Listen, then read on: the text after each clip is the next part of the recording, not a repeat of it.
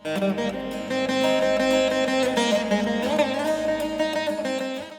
അമൃതേശ്വര്യ നമഃ. ശ്രീ ലളിതാ സഹസ്രനാമത്തിൽ 623 നാമമാണ് കേവലായൈ നമഃ എന്നുള്ളത്. കേവലം എന്നുവെച്ചാൽ അത് മാത്രം, മറ്റൊന്നുമില്ലാത്തത്, ഏകമായിട്ടുള്ളത്,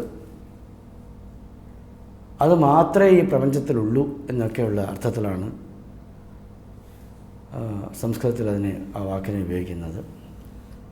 ദേവി അല്ലാതെ മറ്റൊരു വസ്തു ഈ പ്രപഞ്ചത്തിലില്ല എന്നുള്ളതിനാണ് ഈ ശ്രീലളിതാ സഹസ്രനാമത്തിൽ ഈ കേവല എന്നുള്ള നാമം സൂചിപ്പിക്കുന്നത്.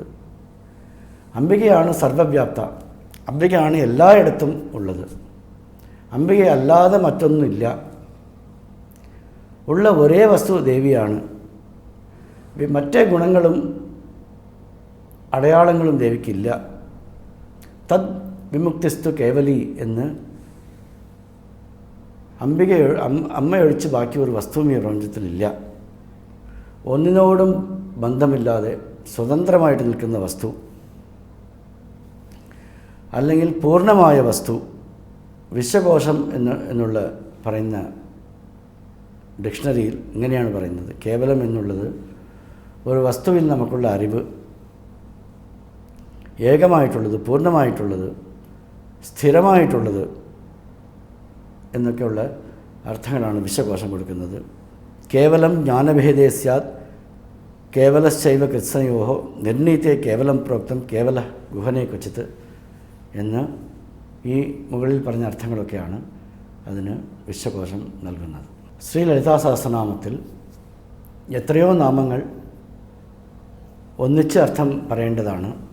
ചിലത് 3 നാമമായിരിക്കും, ചിലത് 6 നാമങ്ങളായിരിക്കും. ചിലപ്പോൾ ഒരു വലിയൊരു പ്രകരണം മുഴുവൻ ഒന്നിച്ചു കൂട്ടി അർത്ഥം പറഞ്ഞാലേ അത് മനസ്സിലാവുള്ളൂ. 3 നാമങ്ങളുള്ളതിന് ഗായത്രി, വ്യാഹൃതി, സന്ധ്യ, ദ്വിജവൃന്ദ നിഷേവിത എന്നൊക്കെ നേരത്തെ ഉദാഹരണങ്ങൾ കാണിച്ചു. ഈ മന്ത്രവും അതിന് തുല്യമാണ്. ക്ലീങ്കാരി, കേവല, ഗുഹ്യ, കൈവല്യ പദദായിനി എന്നുള്ളത് ഒരുമിച്ച് അർത്ഥം പറയാവുന്നതാണ്. ക്ലീം എന്ന് പറയുന്ന ബീജം കാമകല ബീജമാണെന്ന് പറഞ്ഞു. അതിൽ ക, ഇൽ, ഈ, എന്ന് പറയുന്ന 4 കൂട്ടക്ഷരങ്ങളാണ് ഉള്ളത്. അതിൻ്റെ അവസാനത്തെ ഈം എന്ന് പറയുന്നത് അത് കാമകലാരൂപിണിയാണ് ദേവി എന്നാണ് സൂചിപ്പിക്കുന്നത്. ഇത് മന്ത്രപരമായ ഒരു അർത്ഥമാണ്. ഈ ഈം എന്നുള്ള മന്ത്രജപം കൊണ്ട് നേരത്തെ പറഞ്ഞ മാതിരി ഭക്തന്മാർ ഇച്ഛിക്കുന്ന എല്ലാ വസ്തുക്കളും കിട്ടും, ധർമാവിരുദ്ധമായ കാമം സാധിപ്പിച്ചു തരും എന്നൊക്കെ പറയപ്പെട്ടു. കാമകലാരൂപിണി ഈം എന്ന് പറയുന്ന ആ ദ്വയാക്ഷരങ്ങളെ ജപിക്കുന്ന ഭക്തർക്ക് അവർ ആഗ്രഹിക്കുന്ന ഭോഗമോക്ഷങ്ങളൊക്കെ കിട്ടും, ധർമാർത്ഥ കാമങ്ങളൊക്കെ അവർക്ക് സാധിക്കും, കാമമോക്ഷങ്ങളൊക്കെ സാധിക്കും എന്നാണ് അതിൻ്റെ അർത്ഥം.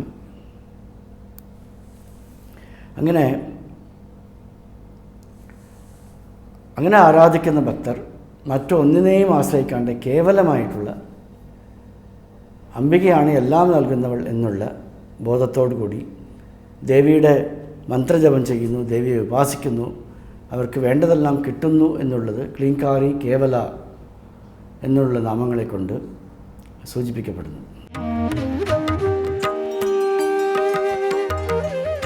എല്ലാവർക്കും നമസ്കാരം. ശ്രീമദ് ഭാഗവതത്തിൽ തൃതീയ സ്കന്ധത്തിൽ 27-ാമത്തെ അധ്യായമാണ് നമ്മളിപ്പോൾ ചിന്തിച്ചു വരുന്നത്. 27-ാമത്തെ അധ്യായത്തിൽ 18-ാമത്തെ ശ്ലോകം വരെ നമ്മൾ ചിന്തിച്ചു വെച്ചു. ഇനി 19-ാമത്തെ ശ്ലോകത്തെ നമുക്കിന്ന് വിചാരം ചെയ്യാം. ആ 19-ാമത്തെ ശ്ലോകത്തെ ആദ്യം നമുക്കൊന്ന് പരിചയപ്പെടാം. അകർത്തുഹു കർമ്മബന്ധോയം പുരുഷസ്യ യഥാശ്രയഃ ഗുണേഷു സലസു പ്രകൃതേഃ കൈവല്യം തേഷു അധഃ കഥം. ഇനി ശ്ലോകത്തിൻ്റെ അർത്ഥത്തിലേക്ക് വരാം. അകർത്തുഹു, അകർത്താവായ, കർത്തൃത്വം ഇല്ലാത്ത പുരുഷസ്യ, പുരുഷന്, അയം കർമ്മബന്ധഃ, ഈ കർമ്മബന്ധം, യഥാശ്രയഃ, ഏതിനെ ആശ്രയിച്ചോ, തേഷു ഗുണേഷു, ആ ഗുണങ്ങൾ, സൽസു ഉള്ളപ്പോൾ, പ്രകൃതേഹേ മോചനം, പ്രകൃതിയിൽ നിന്നും മോചനം, കൈവല്യം, പ്രകൃതേഹേ കൈവല്യം, പ്രകൃതിയിൽ നിന്നും മോചനമായിട്ടുള്ള കൈവല്യം എന്ന അവസ്ഥ, കേവലമായ അവസ്ഥ. അതഹ കഥം, എപ്രകാരം സാധിക്കും? അപ്പോൾ ഇവിടെ ദേവഹൂതി ദേവിയുടെ സംശയമാണ്. എന്താ ദേവഹൂതി ദേവി ചോദിക്കുന്നത്? അകർത്തുഹു, സാഖ്യം അനുസരിച്ചിട്ട് പുരുഷൻ അകർത്താവാണ്, കർത്തൃത്വം ഇല്ല പുരുഷന്. എന്നാൽ കർത്തൃത്വം പ്രകൃതിക്കാണ്. പ്രകൃതിയോട് കൂടി ചേർന്ന് നിൽക്കുമ്പോൾ ഈ പ്രകൃതിയുടെ ഗുണങ്ങൾക്ക് അധീനനാകുന്ന സമയത്ത് ആ ഗുണങ്ങൾക്ക് അധീനപ്പെട്ട് കർമ്മങ്ങൾ ചെയ്യും. അപ്പോൾ ആ കർമ്മങ്ങൾ വഴി കർമ്മബന്ധം ഉണ്ടാവും, കർമ്മസംഘം ഉണ്ടാവും. അങ്ങനെ കർമ്മസംഘം ഉണ്ടാകുമ്പോൾ അത് കർമ്മബന്ധത്തിന് കാരണമാവും. അവിടെ എങ്ങനെയാണ് കൈവല്യം, കൈവല്യം കേവലമായ അവസ്ഥ, മോചനം, മുക്തി സാധിക്കുക? തേഷു അധക്കഥം. ഇതാണ് 19ാമത്തെ ശ്ലോകത്തിൻ്റെ സാമാന്യമായ അർത്ഥം. ഇനി 20ാമത്തെ ശ്ലോകത്തിലേക്ക് നമുക്ക് പ്രവേശിക്കാം. ക്വചിൽ തത്വാവമരുശേന നിവൃത്തം ഭയമുൽബണം അനിവൃത്ത നിവൃത്തത്വാത് പുനഃ പ്രത്യവതിഷ്ഠതേ. ഇപ്പോൾ ചോദ്യം തന്നെയാണ്, ആ സംശയം തന്നെയാണ്. തത്വാവമരുശേന ക്വചിത്, ക്വചിൽ തത്വാവമരുശേന, ചിലപ്പോൾ, ക്വചിത് ചിലപ്പോൾ, തത്വാവമരുശേന തത്വചിന്ത വഴി, ഉൽബണം ഭയം നിവൃത്തം, ഘോരമായ ഭയം നീങ്ങിയേക്കാം, ഘോരമായ ഭയത്തിന് ഒരാക്കം കിട്ടിയേക്കാം, ഭയം ഇല്ലാതെയായേക്കാം. എന്നാൽ അനിവൃത്ത നിവൃത്തത്വാത്, ഈ സംസാരത്തിനുള്ള കാരണങ്ങൾ പൂർണ്ണമായി നീങ്ങായികയാൽ പുനഃ അവതിഷ്ഠതയെ, വീണ്ടും ഇങ്ങോട്ടേക്ക് വരേണ്ടി വരുമല്ലോ. സംസാരത്തിനുള്ള കാരണം നീങ്ങാത്തത് എന്തുകൊണ്ടാണ്? പ്രകൃതി നിത്യയാണ്, പ്രകൃതിയോടുകൂടി ചേർന്നാണ് പുരുഷൻ നിൽക്കുന്നത്. അപ്പോൾ തത്വബോധത്തെ കൊണ്ട് താൽക്കാലികമായി പ്രകൃതിയിൽ നിന്ന് വേറിട്ട് നിൽക്കാൻ സാധിച്ചേക്കാം. അങ്ങനെ പ്രകൃതിയിൽ നിന്നും തത്വവിചാരത്തെക്കൊണ്ട് താൽക്കാലികമായി വേറിട്ട് നിൽക്കുമ്പോൾ പ്രകൃതിയുമായ ചേർച്ച നിമിത്തം ഉണ്ടാകുന്ന ഭയം താൽക്കാലികമായി ഇല്ലാതെയായേക്കാം. എന്നാൽ സ്ഥിരമായി പ്രകൃതിയുമായി ചേർന്നാണ് നിൽക്കുന്നത് എന്നതിനാൽ വീണ്ടും പ്രകൃതിക്ക് അധീനനാവുകയും ഭയം ഉണ്ടാവുകയും ദുഃഖം ഉണ്ടാവുകയും ചെയ്യില്ലേ? നിത്യമായ ആനന്ദം, നിത്യമായ കൈവല്യം, കേവലമായ അവസ്ഥ അതെങ്ങനെയാണ് സാധിക്കുക? ഇതാണ് ചോദ്യം. ഈ രണ്ട് ശ്ലോകങ്ങളും കൂടി കൂട്ടി ചിന്തിച്ചു കഴിഞ്ഞാൽ കർത്താവല്ലാത്ത പുരുഷൻ, കർത്തൃത്വം ഇല്ലാത്ത പുരുഷന് കർത്തൃത്വം ഉള്ള പ്രകൃതിയുമായി ചേർന്ന് നിൽക്കുമ്പോൾ പ്രകൃതിയുടെ ഗുണങ്ങൾക്ക് അധീനപ്പെടുകയും ആ ഗുണങ്ങളുമായി ചേർച്ച സംഭവിക്കുകയും ഗുണങ്ങൾക്ക് അധീനനായി കർമ്മം ചെയ്യുന്ന സമയത്ത് ചെയ്യുന്ന കർമ്മവുമായി ഒരു ബന്ധമുണ്ടാവുകയും കർമ്മബന്ധം ബന്ധനത്തിന് കാരണമാവുകയും ചെയ്യും. അപ്പോൾ കൈവല്യം കഥം, അവിടെ കേവലമായ അവസ്ഥ എങ്ങനെ, അവിടെ എങ്ങനെ മോചനം? ഇനി തത്വവിചാരത്തെക്കൊണ്ട് പ്രകൃതിയുടെ ഗുണങ്ങൾ പുരുഷനായ എന്നെ ബാധിക്കുന്നില്ല എന്ന് നിരന്തരം വിചാരം ചെയ്യുമ്പോൾ പ്രകൃതിയിൽ നിന്ന് താൽക്കാലികമായൊരു വിടുതൽ സംഭവിച്ചേക്കാം. അപ്പോൾ താൽക്കാലികമായി പ്രകൃതി സംഘം നിമിത്തം ഉണ്ടായ ഭയം ഈ പ്രകൃതിയിൽ നിന്നും വിടുതലുണ്ടാകുമ്പോൾ ഇല്ലാതെയായേക്കാം. പക്ഷെ അത് താൽക്കാലിക അനുഭവം മാത്രമാണ്. ഈ പ്രകൃതിയുമായി വീണ്ടും ചേർന്ന് നിൽക്കുന്ന സമയത്ത് ആ ചേർച്ച നിമിത്തം, പ്രകൃതി നിത്യയായതുകൊണ്ട് ചേർച്ച നിമിത്തം വീണ്ടും ഭയമുണ്ടാവും, വീണ്ടും ദുഃഖം ഉണ്ടാവും. അപ്പം നിത്യമായ നിരന്തരമായ സുഖം, നിത്യമായ അനുഭവം, നിത്യമായ അഭയം അതെങ്ങനെയാണ് സാധിക്കുക എന്നുള്ളതാണ് ഇവിടെ ദേവഹൂതി ദേവി 4 ശ്ലോകങ്ങളിലായിട്ട് തൻ്റെ സംശയം ഇപ്രകാരം ഭഗവാന്റെ മുന്നിൽ അവതരിപ്പിച്ചു. ഇനി ഭഗവാൻ ആ സംശയങ്ങൾക്ക് മറുപടി പറഞ്ഞു വരികയാണ്. എപ്രകാരം ആത്യന്തികമായി പ്രകൃതിയിൽ നിന്നും വേറിട്ട് പുരുഷന് നിത്യമായി തന്നിൽ നിലനിന്ന് സ്വന്തം മഹിമ അറിഞ്ഞ മഹിമയിൽ നിലനിന്നുകൊണ്ട് ദുഃഖത്താൽ ബാധിക്കപ്പെടാതെ സുഖം അനുഭവിക്കാൻ കഴിയും എന്നത് ഭഗവാൻ ഇതാ അടുത്ത ശ്ലോകങ്ങളിൽ പറഞ്ഞു കൊടുക്കുകയാണ്. ആയത് നമുക്ക് നാളെ മുതൽക്കുള്ള എപ്പിസോഡുകളിൽ വിശദമായിട്ട് കേൾക്കാം. ഇവരെ പറഞ്ഞതിൽ നിന്നും ഞാൻ എന്ന് പറഞ്ഞാൽ ശരീരമല്ല ആത്മചേതനയാണ് എന്ന് ബോധ്യമായി. ശ്രീ രമണ മഹർഷിയുടെ ഒരു സൂത്രവാക്യമുണ്ട്. ഇവിടെ പറഞ്ഞതുപോലെ തന്നെ അമ്മയുടെ സൂത്രവാക്യം നമ്മൾ ഉദ്ധരിച്ചതുപോലെ തന്നെ ശ്രീ രമണ മഹർഷിയുടെ ഒരു സൂത്രവാക്യമുണ്ട്. ദേഹം നാഹം, കോഹം സോഹം. എന്താ അതിൻ്റെ അർത്ഥം? ദേഹം അഹം, ശരീരം ഞാനല്ല. കോഹം പിന്നെന്താണ്? അത് പൂർവപക്ഷമാണ്. ഇത്രയൊരു സൂത്രത്തിലാണ് ഈ ഉത്തരപക്ഷവും പൂർവപക്ഷമൊക്കെ അടക്കം ചെയ്തിരിക്കുന്നത്. ദേഹം നാഹം, ഇത്രയേ ഉള്ളൂ. വേദാന്ത ആശയങ്ങളെല്ലാം കൂടെ ആറ്റിക്കുറുക്കിയെടുത്താൽ ആകെ കൂടി ഇത്രയേ ഉള്ളൂ. ഇതിനാണ് നമ്മൾ ഈ സമുദ്രം പോലെയുള്ള പഠനങ്ങളെല്ലാം നടത്തുന്നത്. അന്തസത്ത ഇത്രയേ ഉള്ളൂ. ആ ഒരു ധാരണ നമുക്കുണ്ടായിരിക്കണമെന്ന് പറഞ്ഞു. പക്ഷേ പഠിച്ചില്ലെന്ന് വിചാരിച്ചൊന്നും മനസ്സിലാവണമെന്നില്ല. ശരീരത്തെക്കുറിച്ചായാലും നമ്മളുടെ ബുദ്ധിയെക്കുറിച്ചായാലും എല്ലാം പഠനം ആവശ്യമാണ്. പക്ഷേ പഠിച്ചെല്ലാം കഴിയുമ്പോൾ എനിക്ക് ബോധ്യപ്പെടുന്നത് എന്താ? ഇപ്പോൾ അഹം ബ്രഹ്മാസ്മി എന്നാണല്ലോ നേരത്തെ പറഞ്ഞത്. ദേഹം അഹം, അപ്പോഴാണ് അവൻ അറിയുന്നത്. അഹം ബ്രഹ്മാസ്മി എന്ന് ബോധിക്കുന്ന സമയത്താണ് ഇവൻ ഇതറിയുന്നത്. ദേഹം ന അഹം.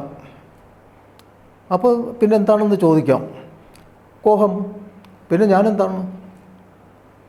സോഹം, ഞാൻ അതാണ്, ഞാൻ അതാകുന്നു. ഏതാകുന്നു? അത് അന്വേഷിച്ചോണം. അതാണ് മഹാത്മാക്കളുടെ ഉപദേശത്തിൻ്റെ രീതി, അതാണ്. അത് പിന്നെ അന്വേഷിച്ചോണം. അപ്പോൾ പിന്നെ ശാസ്ത്ര പഠനങ്ങളൊക്കെ പിന്നെ നടത്തിക്കോണം. അപ്പോൾ അറിയാം. പക്ഷേ ഇത്രയേ ഉള്ളൂ പറയാൻ. ആകെ കൂടി ഇത്രയേ ഉള്ളൂ. ദേഹം നാഹം, കോഹം സോഹം. ഇതാണ് വേദാന്തസാരം. പക്ഷേ അത് വിശദീകരിക്കാനാണ് ഈ പാരാപാരം പോലെ കിടക്കുന്ന ശാസ്ത്രങ്ങളെല്ലാം തന്നെ. അന്തസാരം ഇത്രയേ ഉള്ളൂ. അത് ബോധിക്കണമെങ്കിൽ ജീവിതകാലം മുഴുവൻ ശ്രമിക്കേണ്ടി വരും. അവൻ്റെ ജീവിതകാലം മുഴുവനുള്ള പഠനം കൊണ്ട് ലഭിക്കുന്നതാണ് ഈ പറഞ്ഞത്. അതുപോലെ ജീവിതകാലം മുഴുവൻ കൊണ്ട് നമ്മൾ അന്വേഷിച്ചാൽ ലഭിക്കുന്നതാണ് എന്നിലെ ഞാൻ, നീയാണ്, നീ എന്നിലെ നീ ആണ് ഞാൻ.